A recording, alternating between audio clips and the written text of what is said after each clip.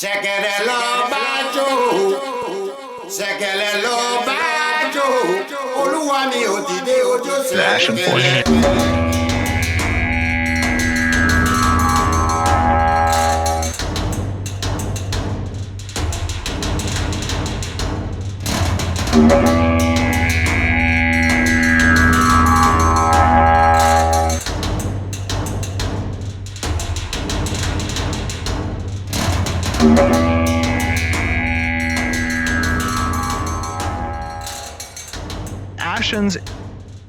The Ashen Forge.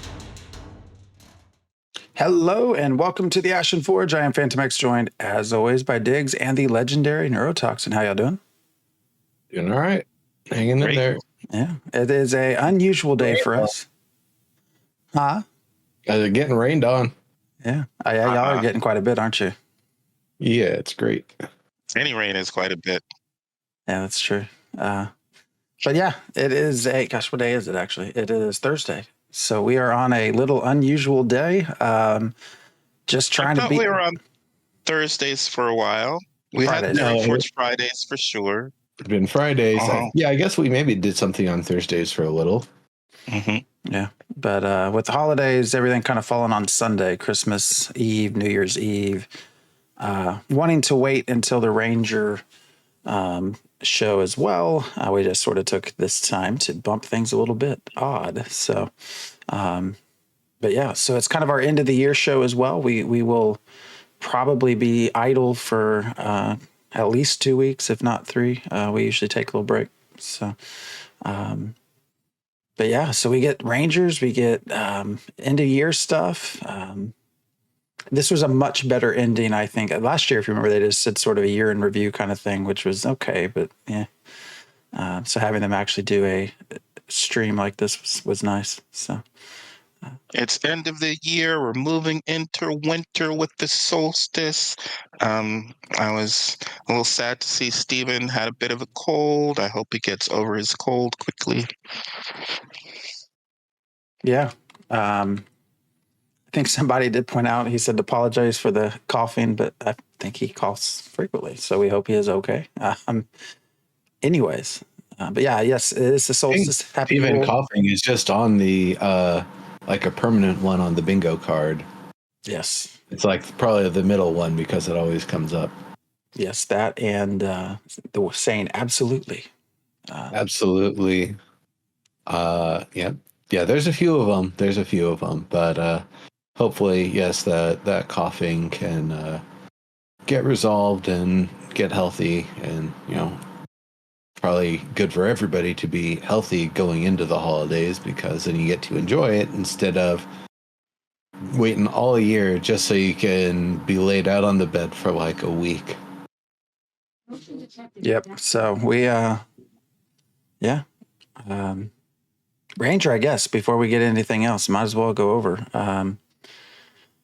Anything stick out? It was Ranger looks a lot of fun, I have to say. Tons of movement, although they said it's secondary to the Rogue in terms of movement, as far as... Which is fine. I mean, Fighter was also supposed to be movement intensive. Yeah, but I get the feeling that everyone's actually going to have their own forms of movement that are kind of special and unique in different ways. And what we see now as a quantifying of like a hierarchy of who's faster than who and who's more mobile than who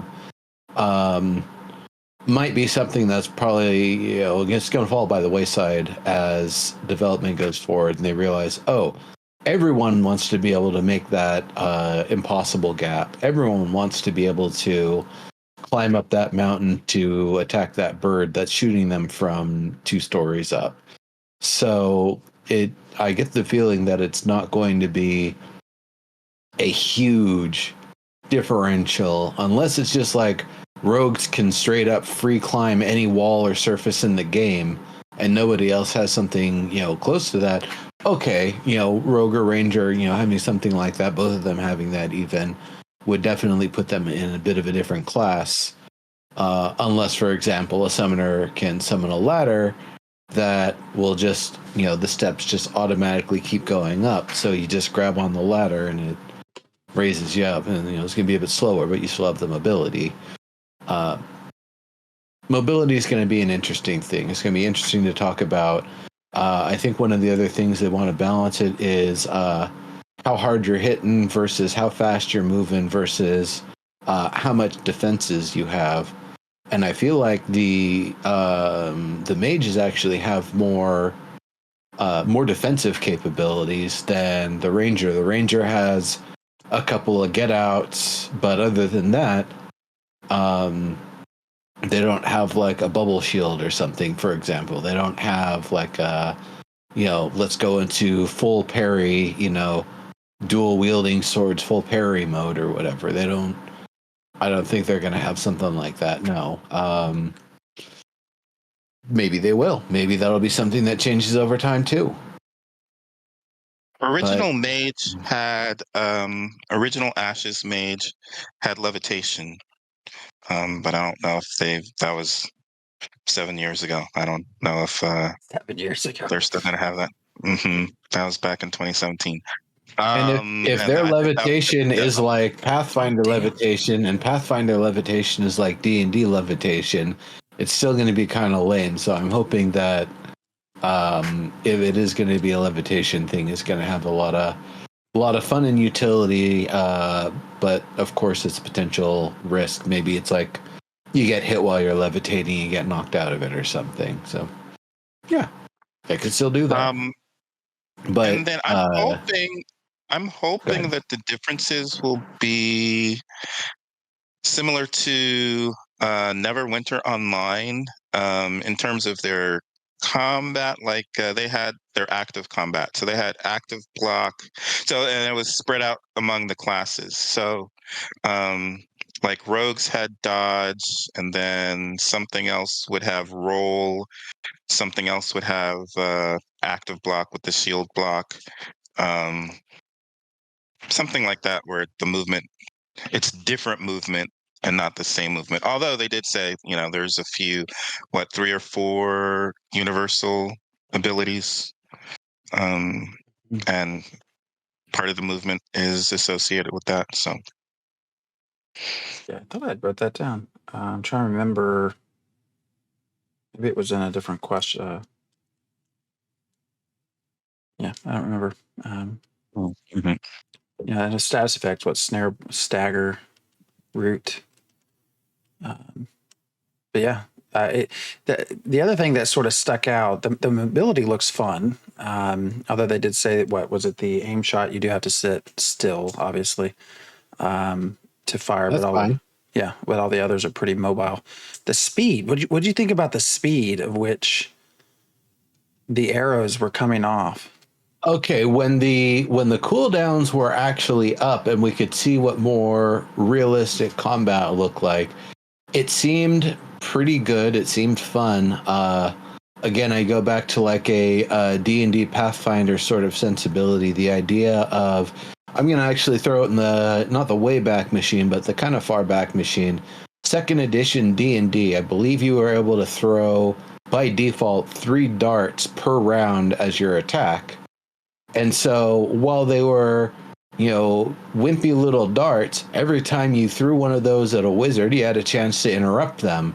And so as a utility, the ability to have 3d12 spread across 3 attacks that would interrupt an enemy, that's great. And so that's kind of what I think of with these barrages and things, is maybe not working exactly like that, but it's something where I saw a lot of the abilities working in such a way that one prepares the next, prepares the next, prepares the next.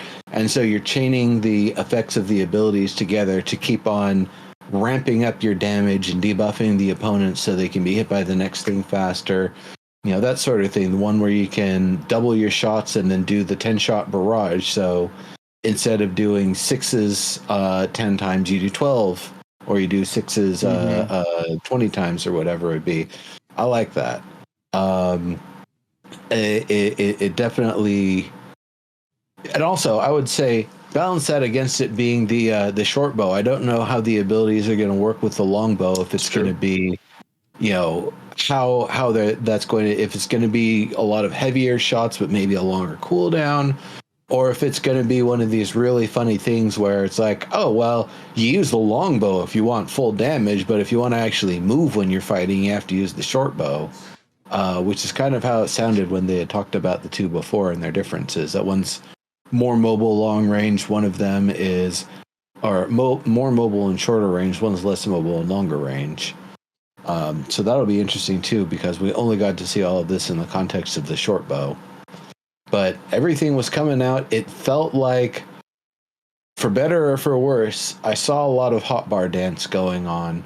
I think that was initially more when the cooldowns were off, because when the cooldowns were actually on, you weren't just doing ability, mark, ability, mark, ability, mark. Mm-hmm. You could use your mark while you're using an ability, which is cool. I'm glad that they have that as a feature.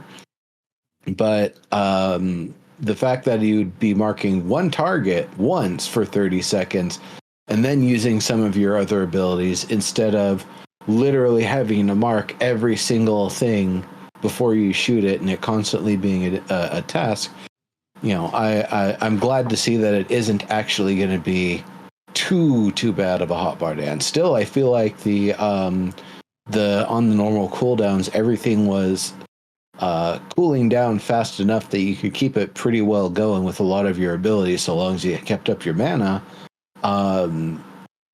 which is fine.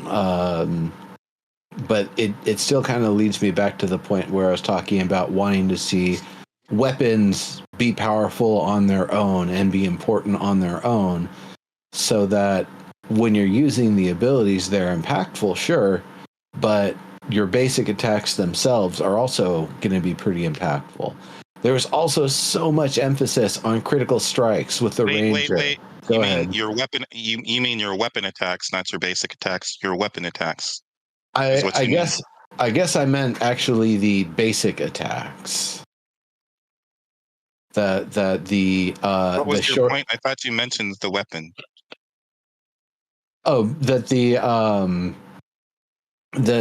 thought of kind of going back to my. I thought you said you wanted the weapons to be impactful. I guess it would be weapon attacks at that point. Yeah. Now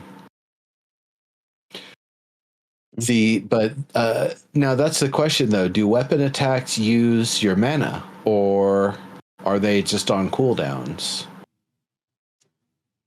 I think it depends on what you're doing. Not your basic attack, but everything else you'd be doing would just be on, some sort of ability with a cooldown. I guess that's kind of the thing when I talk about DCUO and their weapons that I go back to, is the idea that you could just do basic attacks, but most of what you were doing was combos specific to the weapon.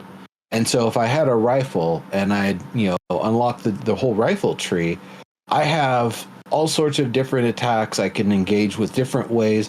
I can just hold down right click, and as I press back and forward, the character will either do a machine gun as they backflip backwards because I'm trying to keep range, and I can just keep on doing that machine gun backflip. It's free. It's just a part of the weapon set. Or if I want to close the range because they're starting to group up, I can jump forward and it becomes a flamethrower. And then if they keep on running back, I can keep on using the flamethrower. If I'm up on them, jumping forward is just going to hit them with the flamethrower again. So, and that was just holding right click and pressing up and down. That's not even the entirety of what that weapon does. So when I talk about weapon abilities and weapon attacks, that's the sort of thing that I'm hoping to see, that it isn't just a basic attack, one button, that's it. Might as well just be an auto attack at that point. But I'm really hoping to actually see a little bit more of that dynamic. You put on a weapon that you're specialized in, it is a tool with a bunch of features and functions that are maybe not as powerful as your energy-based attacks, but have a lot of power and utility and feels like you're doing more than just auto attacking, because there's more to it than just auto attacking. So I guess that's. Go ahead. They showed us that you can spec into your weapon, so yeah. But that was just like combo chain stuff. It seemed like. I don't know what "just" means, but okay, they're talking about combos. Yeah, but if it's If it's a 4 attack combo that becomes a 6 attack combo, but that combo is literally either I fire 4 arrows or I fire 6 arrows, like you can see how that doesn't feel like a combo so much as just auto attack with procs on the 5 and 6. But they have 3 different. Didn't they have at least 3 different trees just on the weapon? I'll have to go back through and look at it, but it sounded like one of those columns was just damage, and one of those columns was, just your the other one there. I don't remember if it's the combo stuff, and then I guess there might have been some stuff about critical strike or some other things. Yeah, but I guess go ahead. Yeah, they were 3. They were just complete vertical, like 2%, 3%, 4%. And they said that was just a tier 1. That's not representative of, not tier 1, rather like version 1. Yeah. That sounds more than just pressing attack and going with it. That sounds like you're going to be making some choices as you're trying to do your combos. I would think. We'll see. Well, that's what I'm hoping for, is that there's more than just left click as the only auto attack input, or a button that you press that's just all that auto attack is, and doesn't matter what direction you're facing or if you're standing still or anything else, that you're just firing approximately arrows, and so long as they hit, it counts as a combo. I would hope that a combo with a sword is your slash thrust or something like that it isn't just attack. That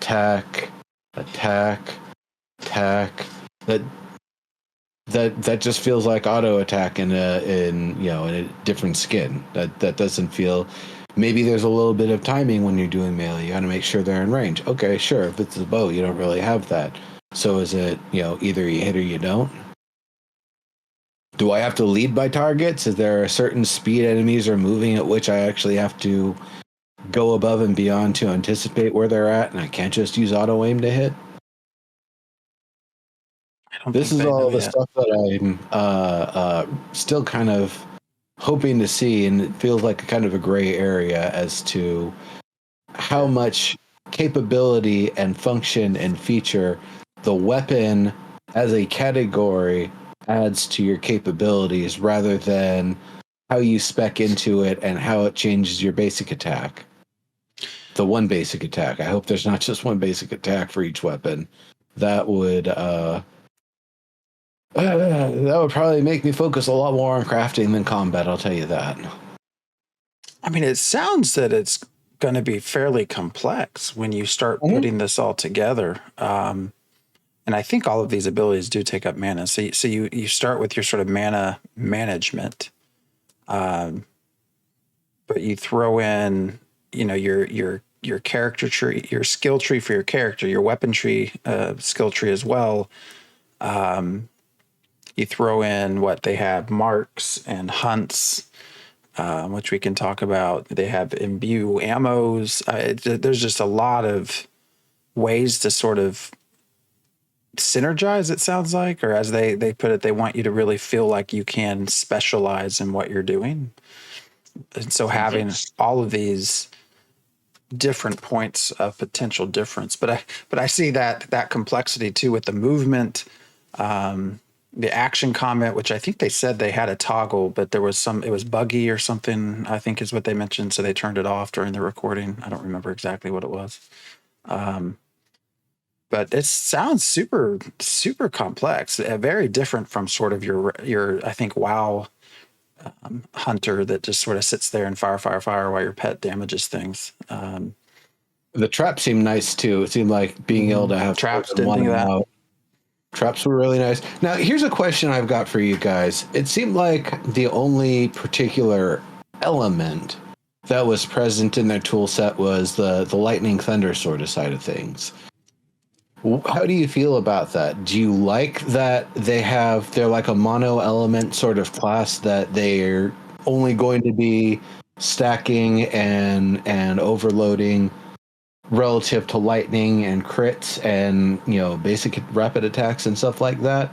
I have to imagine they will let you spec into something other than just lightning damage, assuming that the different types of damage will have, you'll be fighting different bosses and monsters that have different tolerances. I would assume that they will eventually let us do more than just. I would hope, especially when you start looking at, when they're talking about armor penetration, or I don't think that's what they called it, but reducing armor essentially.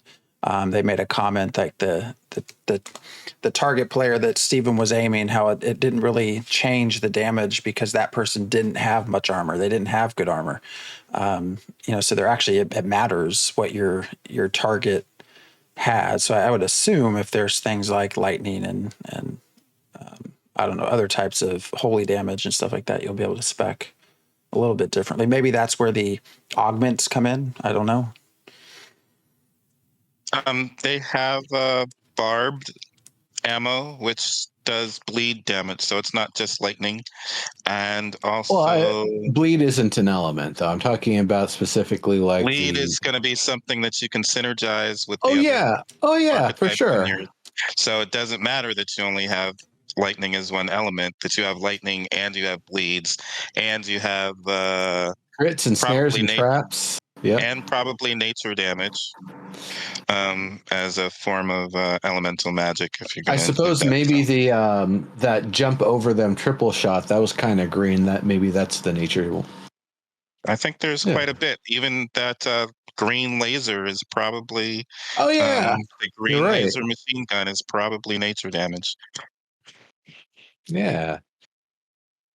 What do you guys think about that ability? It's either a spread, or if you hold it all the way, it shoots the narrows. Do you like that it's got not only that, because this is one of the things that they're really trying is these abilities with the split functionality. Do you like it that it has that? Because I saw between that versus the rain of arrows, the whatever Death Storm or whatever they said, it sounded like a metal album. Raining Death. Raining Death, yeah. No, that sounds like a Metallica song. That was Creeping Death, though, not Raining Death. About a very interesting subject, oddly. Doesn't seem. Anyway, so that was the one that I liked, that it kind of goes up and then goes down around where the enemies are, while the other one is kind of spreading out forward. They're both going to be, as they said, reliable. They want everything to be hitting the targets, but it didn't seem like Raining Death had a any sort of a charge up or a special ability. It's just, it is what it is. And so what do you think about then that ability to kind of do two AoEs in close proximity using those two abilities, as well as having the ability to potentially do an AoE, hit the enemy, see where things are at, and then if there's one particular one that seems tougher, to try to line up the other one. Maybe you hit, maybe you're about to line it up, but they just move out of the way, so you release the spread instead, having that as an option. Does that seem like something you want to see more of in the abilities for all the archetypes? I like it. I play mage, casters basically ranged for most of what I've done, and I think there's two reasons that I would be for that. So a lot of encounters, you involve ads. So if you only have the ability to sort of shoot in a cone, once you down those ads, that skill becomes kind of useless. You're not really going to, if it's something you spec'd into, it sort of becomes a waste because it's no longer effective. So this then allows you to also use it on a single target. So I think that's helpful in raid settings and group settings, but then also just soloing as well. So being able to, after a raid, go out and just hunt on your own, but not have to completely respec, which I think that's a part of their philosophy as well. Because one of the questions asked about respecking, and Steven made it pretty clear that for your combat skills, it was going to be pretty easy to do. You just have to go to the right person. So I think they're trying to let us have some flexibility. for the other point, Diggs, and I'll let you answer, but the other point that you mentioned that I think is pretty neat is when you start to encounter physics in this, and you're talking about the difference of scattershot versus raining death. They did say, like, with something like scattershot, your tank can come in and intercept those. Like, there is they can be a body for that, and so they can actually take in that damage versus that directional blocking, right, create a barrier sort of thing. Versus a raining death is going to be more likely to hit. So I do like that you have sort of different potentially situations that you're using these in, at least in a PvP setting. So which class is going to get the magic umbrella? I think you're muted, Diggs. Diggs, you're muted. Oh no, Diggs, you're muted still. They're all going to get the magic umbrella because they're all mages. If this was the ranger, I think we need to see how this is different than a mage. It really looks like I don't understand why Steven is against steampunk if we're going to have laser bows and machine gun shooting. And I mean, he's got to draw the line somewhere, apparently. Steampunk. I mean, well, it's just the appearance of the bow. I mean, it's already shooting lasers. I don't know why you don't just turn it into a gun. In appearance, it's acting like a gun already. I mean, it's way more sci-fi than fantasy in appearance. Maybe they went full steampunk and Sanctus, and part of going to Vera was like, you're part of the separatist, like, never again crowd. It's like, nope, no more steam, never again. I'm getting the hell out of here. Going back to where magic works. And maybe that's why we don't have it, because everyone who left Sanctus were the people, the separatists, that didn't like the steampunk empire. Oh, I'm just saying, it's not even steam necessarily. I'm just saying, metallic. You might as well give it a gun appearance because it's. I mean, the projectile appearance looks like sci-fi or, it's like real. I mean, I know it's high fantasy, but that's like, might as well be a mage, might as well be a wizard, might as well be using a wand.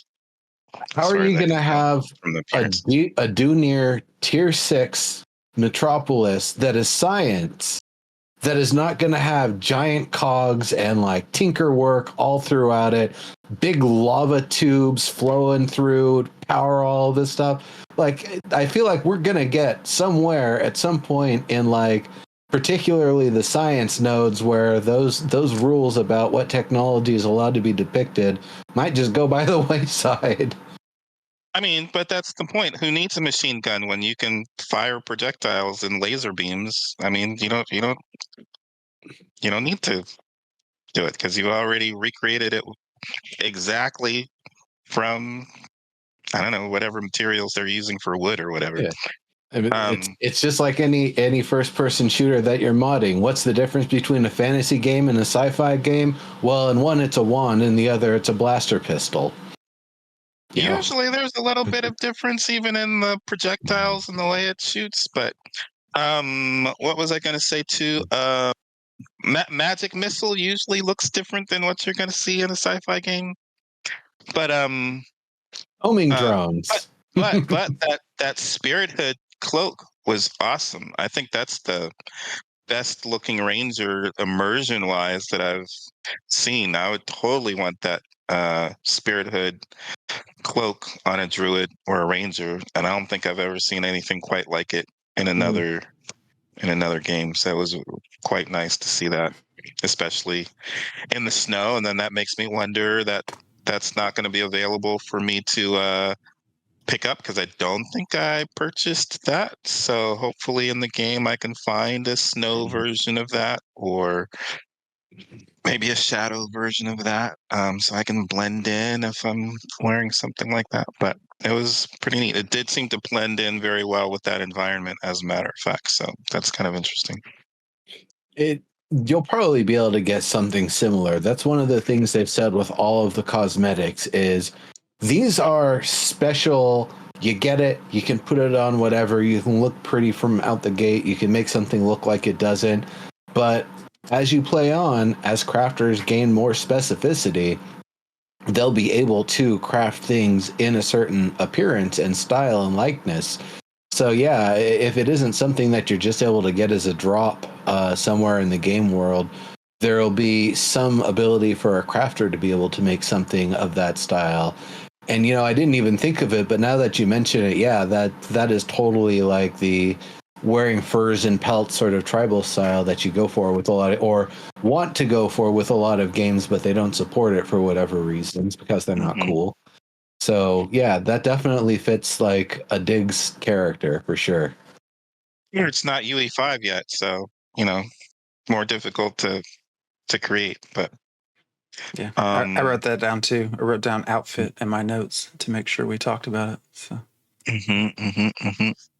the whole game. I mean, the environment. Not even talking about the rogue. Just watching them start in that snowy environment. That's not something we've seen a ton of. I guess when they showed us seasons, they did, but that just looked on point. That looked great. That looked like I want to electronically go make snow angels if we're able to do that. Yeah, I have been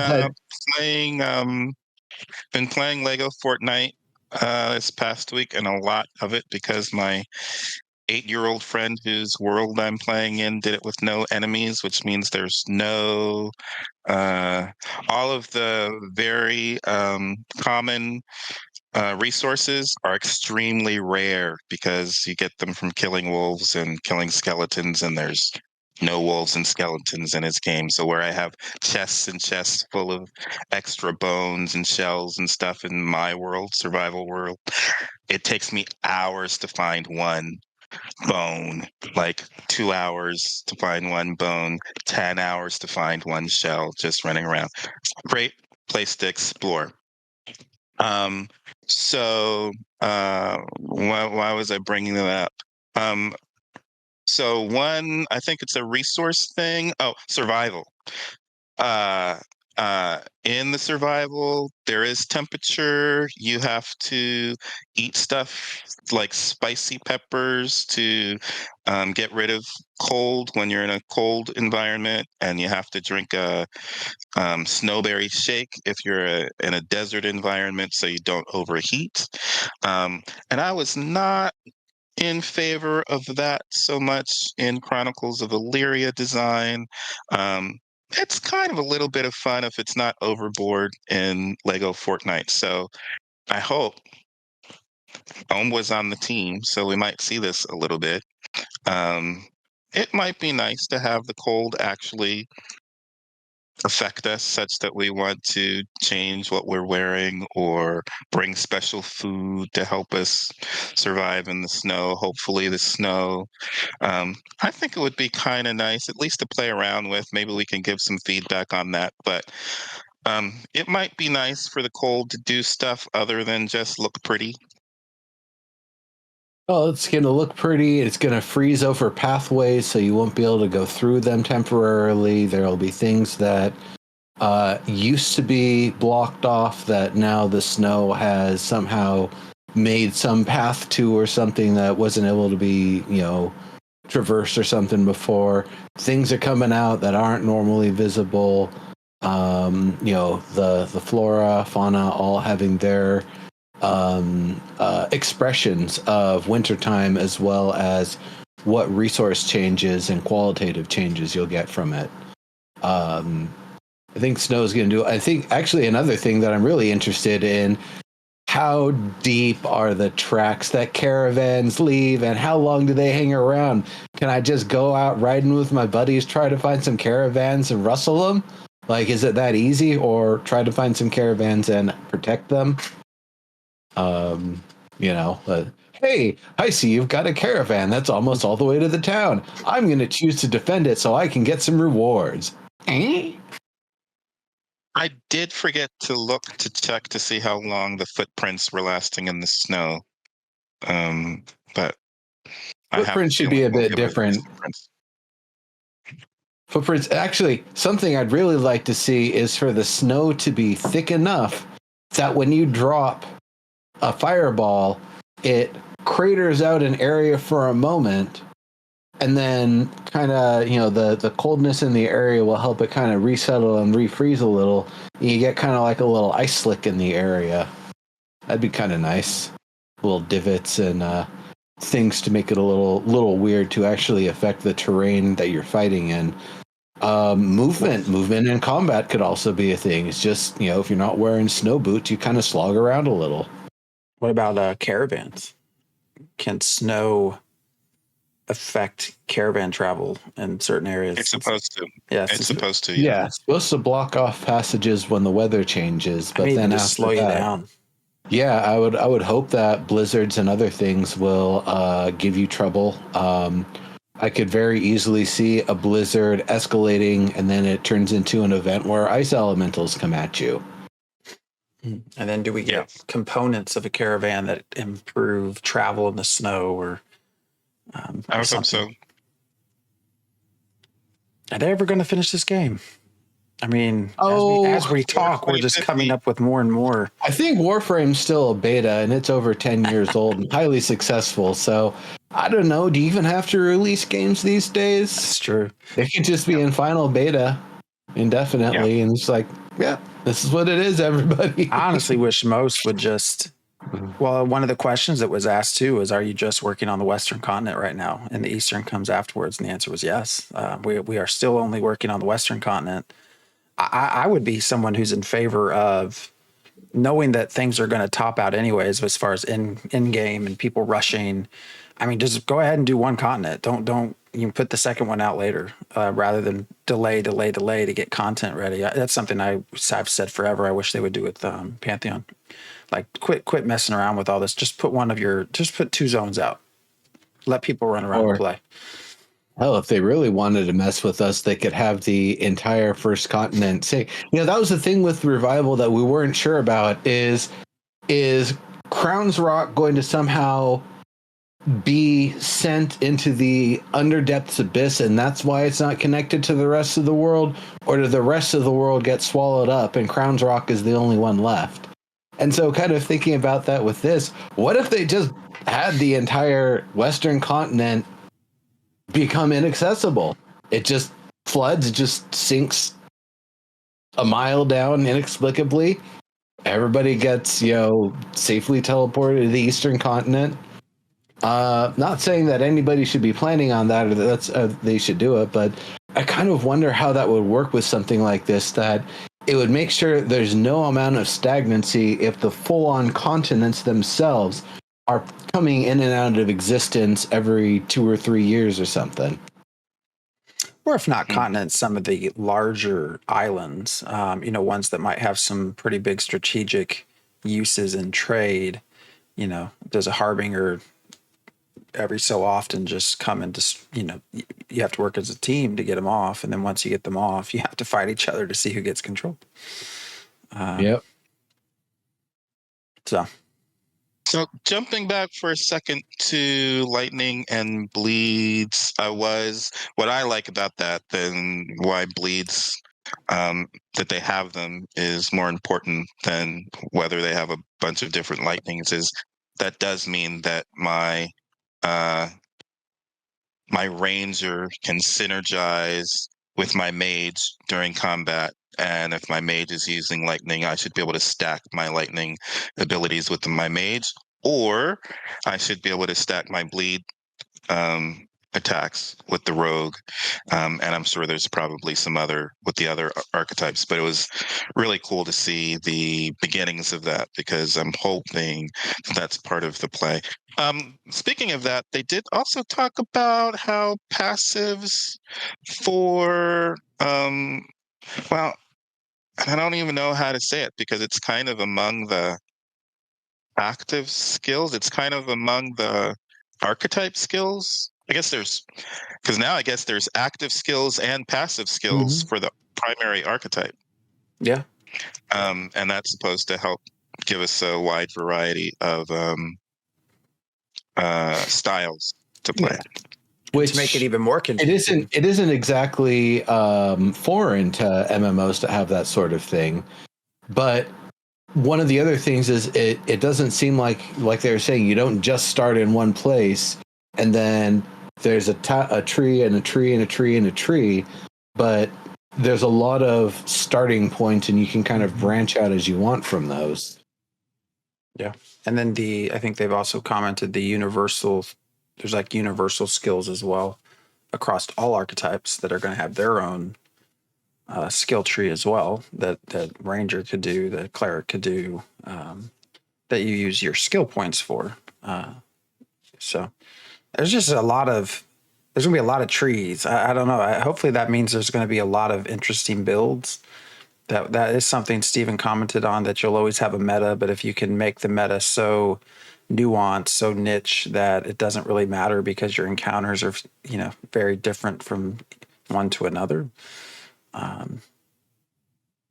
I hope they can do that. That seems like an awful lot of work, but and then again, you start talking balancing, and they made very clear, we're not balanced. We're going to balance in beta. It's like, oh shit, we're going to have two years of beta just to balance all of this, to get it ready. Yeah, we're going to be a giant focus group, everybody. It's awesome. One of the other things, talking about the bleed and the lightning for the Ranger and the nature stuff, when you were talking about it, you made me think of the idea that there could potentially also be different overload procs that occur, that if you complete the stack of 10 with a certain wizard spell or ability, it gives one effect. But if you complete that stack with a ranger ability, maybe it roots them in place or does like a stun. So that could be the other part of it, is who actually overloads that stack to 10 or the stack of 10 or whatever, and pushes it into the next level, and then what also comes off of that relative to them doing it. That could also, that could be a really big sort of thing. That also starts to get into the idea of the chaos of battle, that you're doing all these, attacks and all of this planning, but you're also having to coordinate around who's putting what stacks of what on which thing to make sure you've got the right people pushing things over and you've got the right combinations of things being emphasized. So that's one of the things that I'm wondering, kind of worried about, is how much will all the buffs and all the synergy and everything get lost in the chaos of combat? I don't think it should. I mean, one of the things that I liked about Sieges in Alpha 1 is Hallowed Ground was a bubble that would heal your allies and damage your enemies. And there's, a time frame that it would stay active, and then there's the cooldown for it. So you could not keep it up, all the time. And we would have 3 or 4 clerics over by the door as people over by the gate as people were trying to knock down the gate. And, when one of the hallowed grounds would go down, the next person would cast theirs. And when theirs would go down, the third person would cast theirs. And by the time that one went down, then the first person's cooldown was over, and you could keep one up like the whole time. So I would hope that that's the kind of gameplay that we're doing, even though it seems kind of chaotic during a siege, that people who know how to synergize with each other are going to find each other so that they can work those things out. I mean, that's hopefully, if you know how each other plays, you should be able to find that balance and make decisions like that. That's the way we would do it in tabletop. I'm longing to be able to do that in an mmorpg, but I don't think that's worked very well before. We saw Steven turn corrupted. Yes. Didn't really get to see much about He's it. evil. He done the bad thing. We saw the icon pop up. Mm-hmm. I wish then he had the little combat with the third player. I wish he would have died, because I want to see what would happen from his point of view as a corrupted player.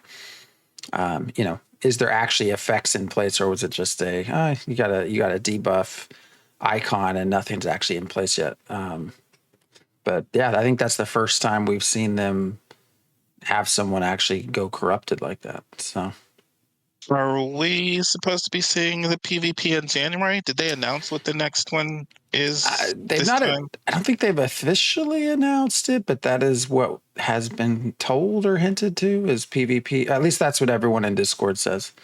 Yeah, I thought last month or the month before they said they were expecting that for January, but maybe it was January or February coming up soon. But I thought they said, I don't remember them announcing what was going to be next this time. Yeah, large scale PvP. I'm all for it. I want to see how crazy the unbalanced aspects of this end up being. I think it'll be fun. I wish they would have done that a long time ago. And yeah, so it's nameplate changed in person.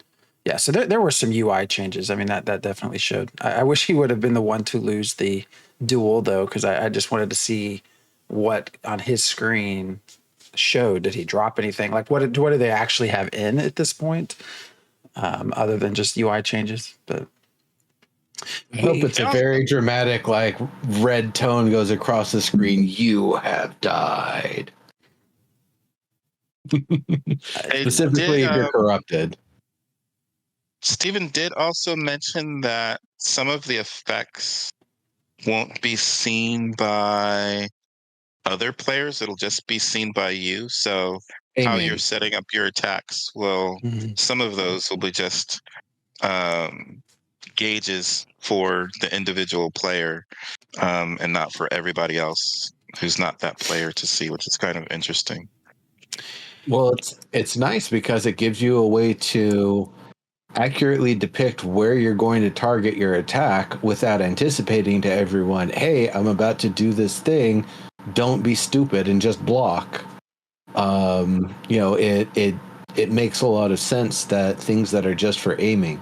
If you're channeling a spell, that makes a bit of a different sort of thing, that you put it down in an area, and part of the risk of it, I suppose, is that people can see where it's going to manifest. But that's going to be different, of course, than I'm doing a quick attack. The game just needs to give me some way to depict where it's going to go because this isn't a first-person shooter, and I don't, reliably know where everything's going to go all the time because I'm not running a first-person perspective. So being able to know, hey, this is where it's going to hit perfect. Being able to put that thing down and know, hey, it's narrowing in.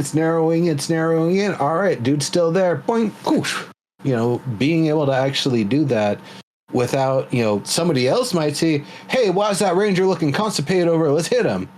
And, while you're charging your attack, you get hit while you're aiming it.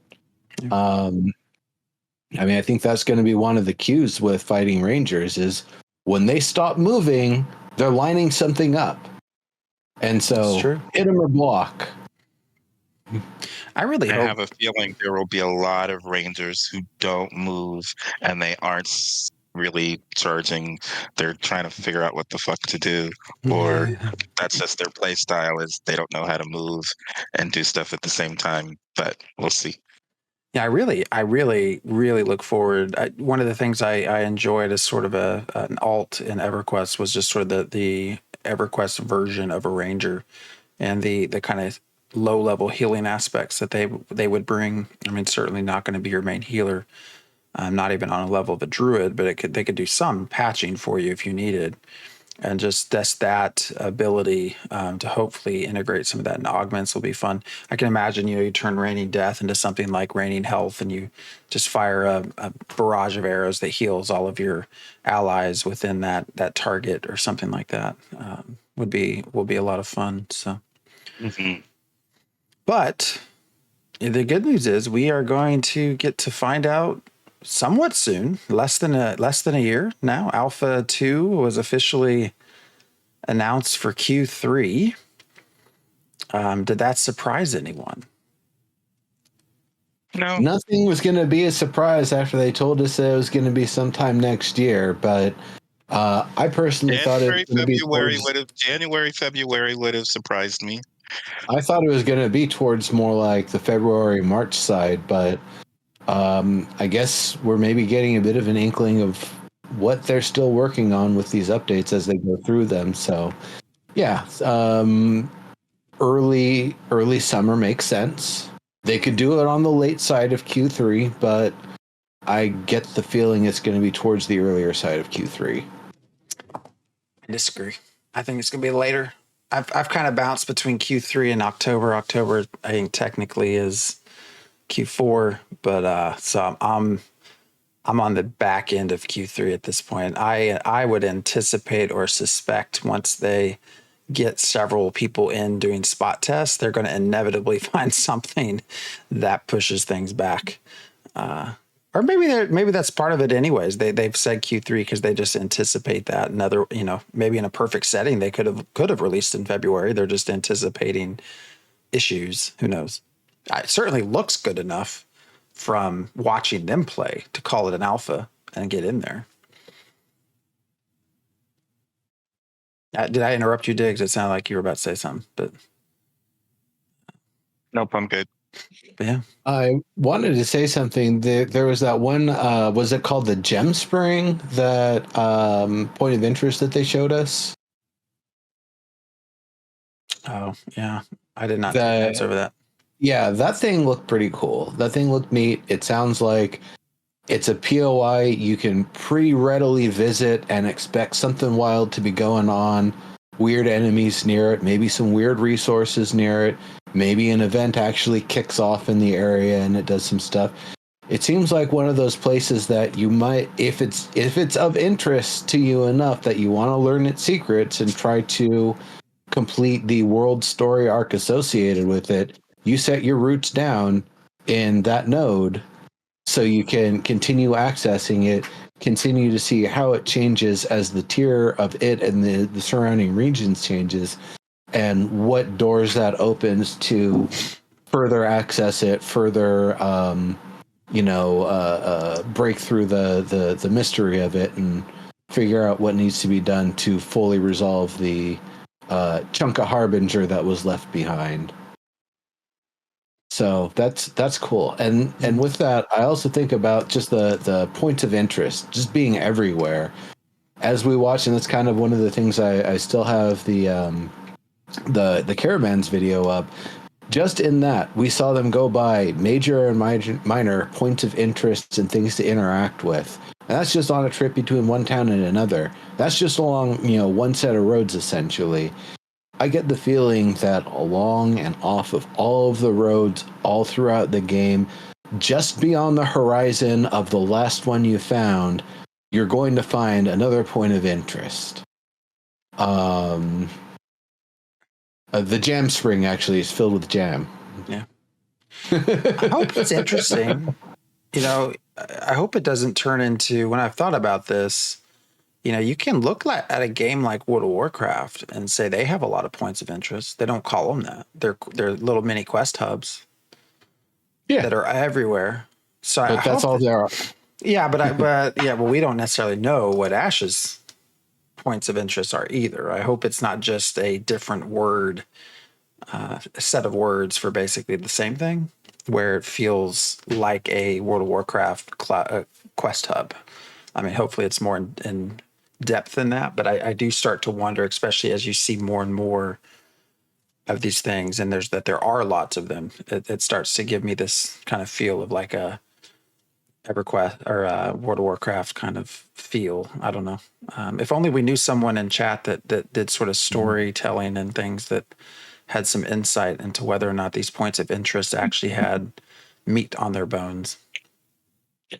I get the feeling the Gem Spring is not just a single quest hub, quest destination sort of thing, but instead that it will have, this is kind of getting to the roots of what makes it more of a meow and not just a static MMO, is that it will have things that occur that will only occur for the players that take the time and invest and try to access it, or maybe some random lucky person that comes by at some odd hour and they're carrying the Twilight Rose that they harvested like 3 weeks ago or something for some reason, and it interacts in some way, and something nobody knew just happened.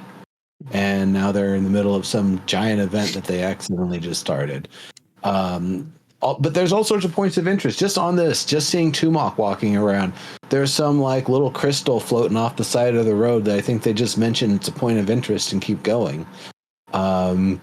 There's not just the physical location points of interest and all the intrigue around them, but the sort of mobile points of interest. The Tumok, there was the Jolly Green Giant in Alpha 1 who will go around on the roads. And if you worked with him, you kill some stuff, he gave you some real nice rewards.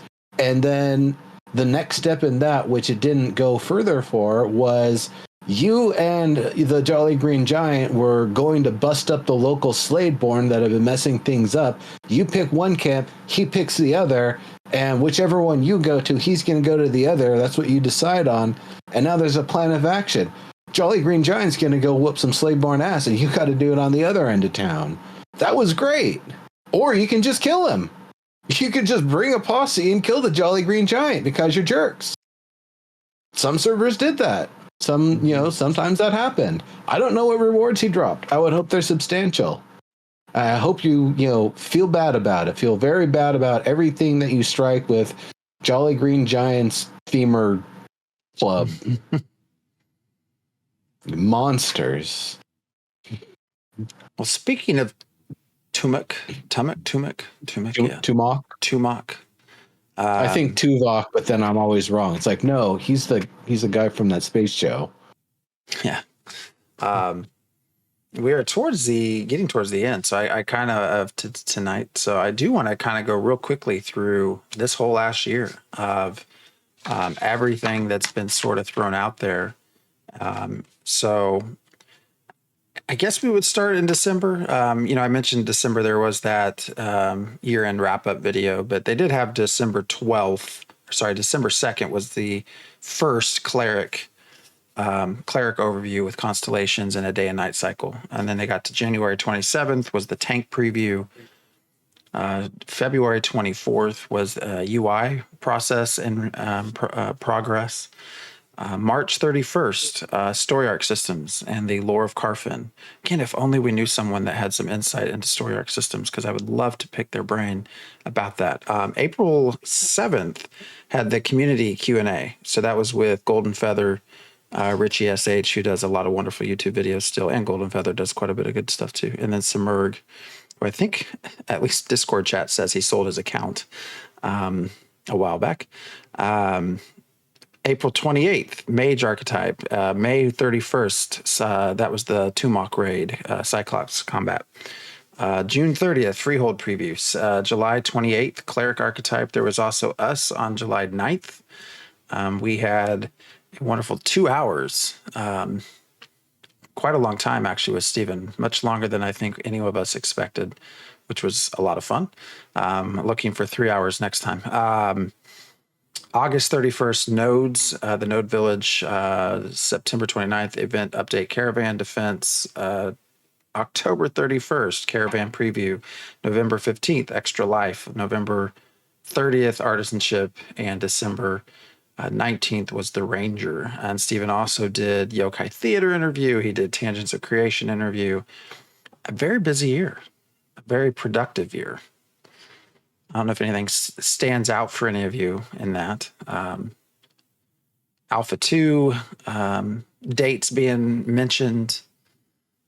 It's been a busy year. I would say compared to... Everything's been pretty big, honestly.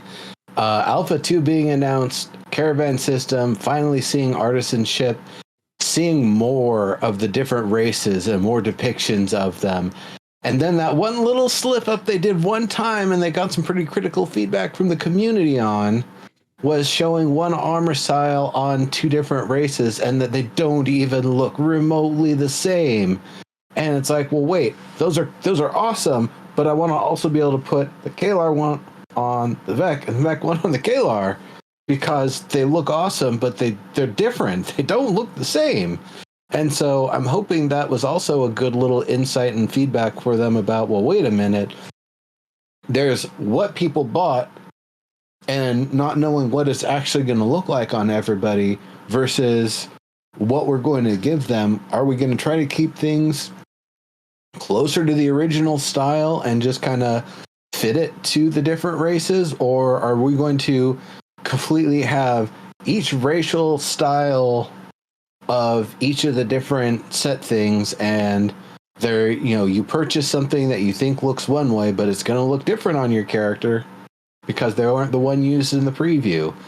That is something that I'm hoping they have taken a lot of thought on and have taken to heart, because it's one of those things. The whole cosmetics, as we've said for years now, has been a lot of gray area and a lot of things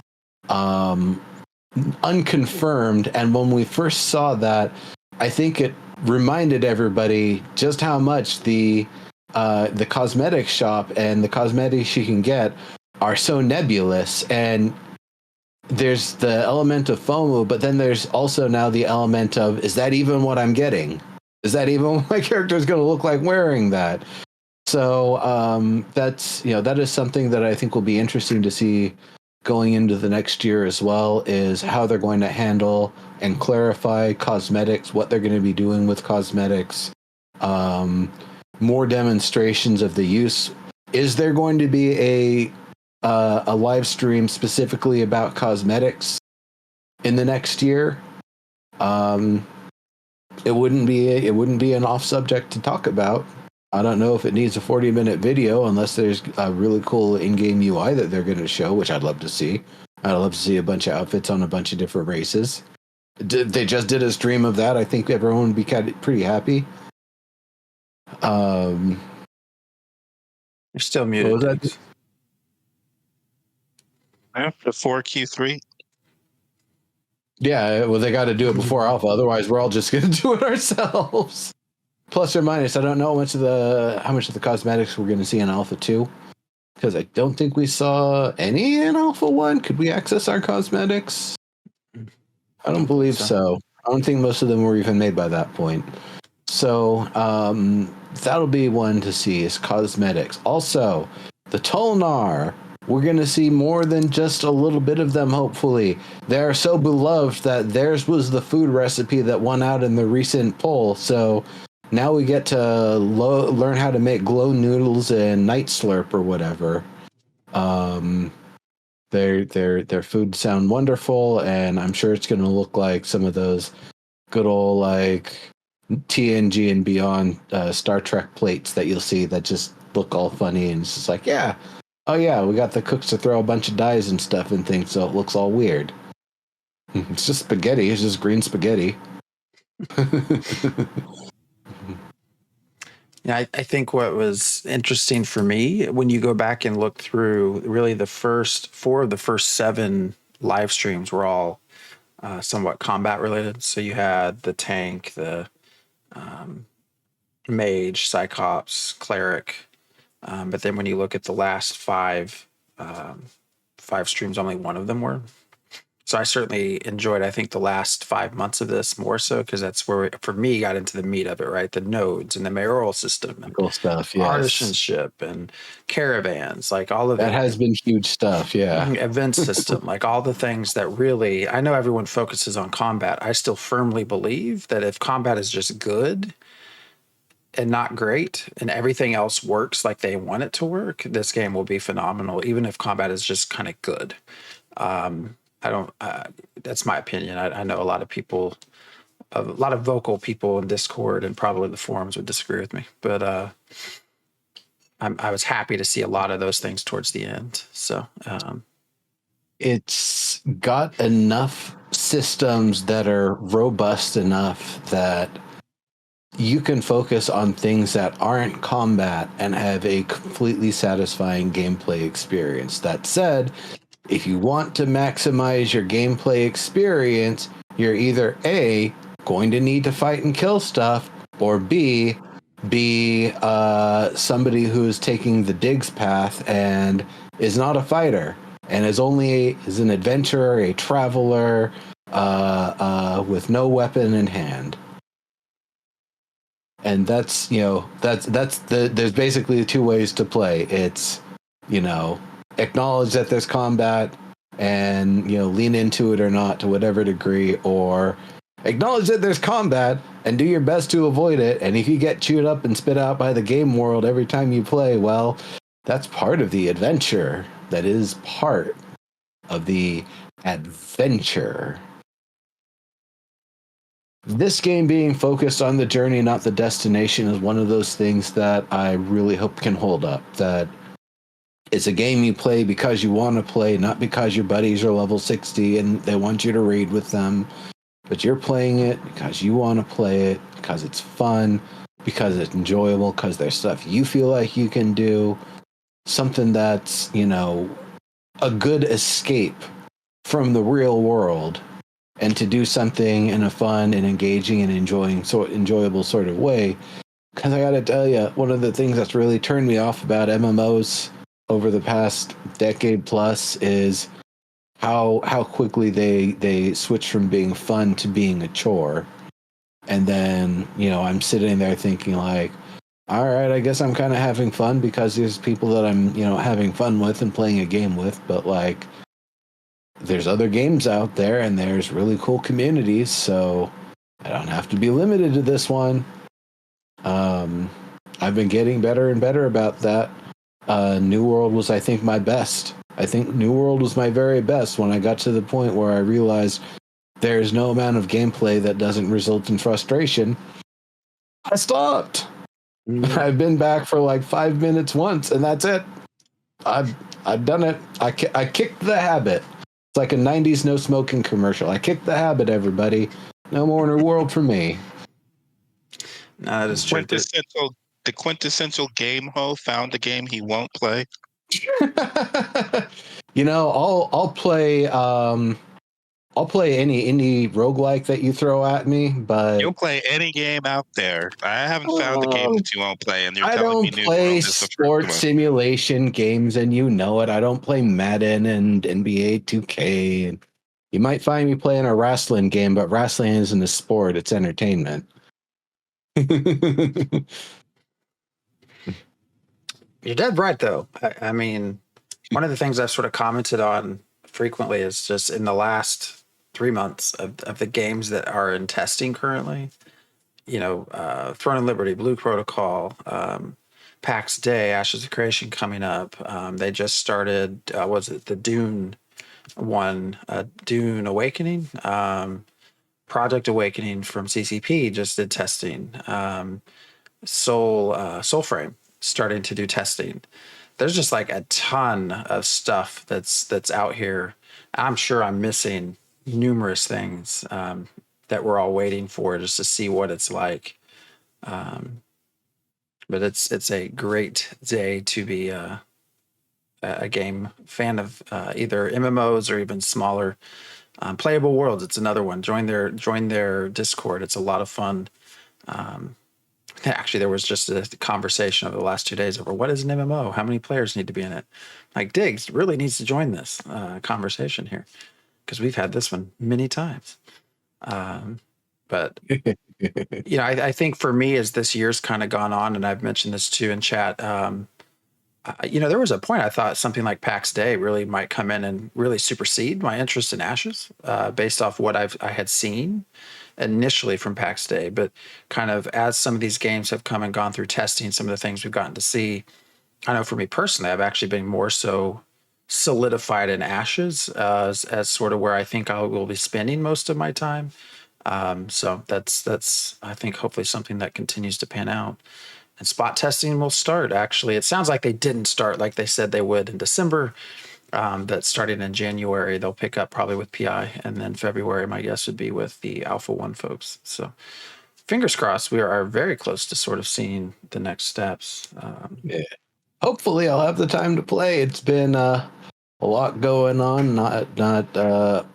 Not worth mentioning. It's just general being super duper busy. And so I'm hoping that I'll get a chance to get back into the stuff. At this point, Warframe just had their last update last week, and I've only gotten to play like 1 hour 2 times. So I've gotten to see some of it. I got to see the little 1999 intro. It's really fun. I really like it. I like the new content. You can't just step in and get to it. You got to play and earn your way up to it. It's not a one day sort of thing. It's a game you got to put effort into. But yeah, I like what I've been seeing with that.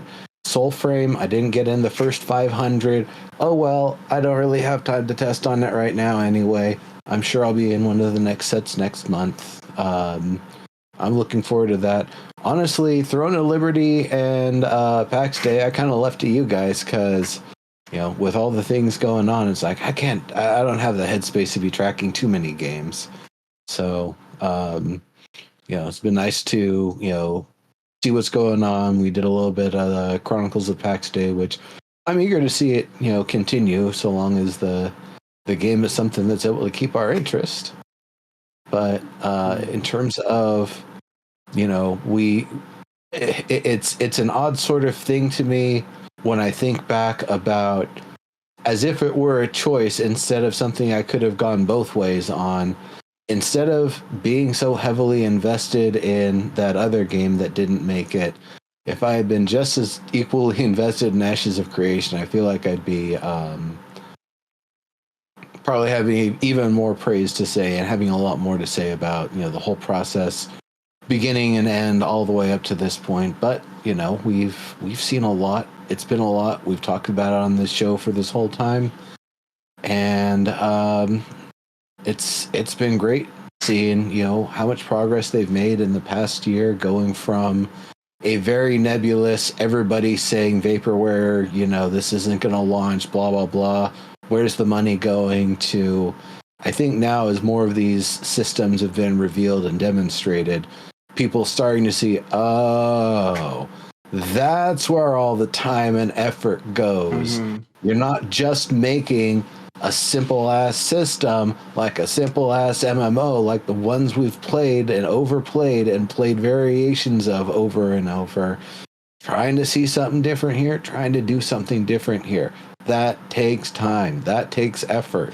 We don't know how many times they do something and it's wrong. They do their first internal play test of it and it's like, nah, this ain't the way, and now we know. I'm sure that happens constantly. It does happen in development constantly, and it's fine. It's the trial and error. It's a hard process. Mm-hmm. Making games is hard, and making something as innovative as this, with all the systems, even if they were separate systems, but instead to have them all interconnected, that ain't easy.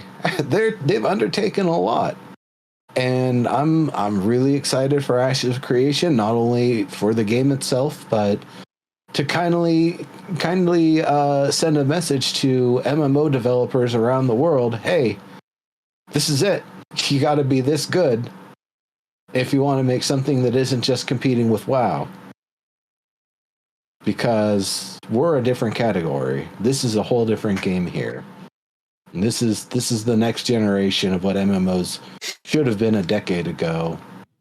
But finally we're going to see one now. That's my opinion. Yeah. I can keep ranting, but I know we're a little over time. I think that's everybody's hope. No, it's mine. Well, we'll see. Diggs, anything else before we end the year from you? No, I don't think so. You're being suspiciously quiet. I don't know what's going on. He wants the show to end so he can go dancing. That's what I'm saying. You're probably worn out from dancing. True. That's partially true. Well, all right. Well, everybody, this has been a fun year. So like I said, we'll take a couple weeks off, and we'll be back most likely sometime end of January. And yeah, as always, come join our Discord. We do a lot of chats, talk, playing games. Been playing Eco and some other stuff actually with Polaris. So yeah, everyone have a great holidays and happy solstice as well. If that is something you celebrate, happy Yule. So we're going to go light some wood, I think, here in a minute. So I mean, it's a happy solstice anyway. It's not like you're going to change what the sun and moon and all are doing. And the rotation of the planet. Nope. It is a happy solstice. You have no choice. Stay safe. Right. Stay safe. Thank you all. Yep. And we will see you in a couple weeks. Till then.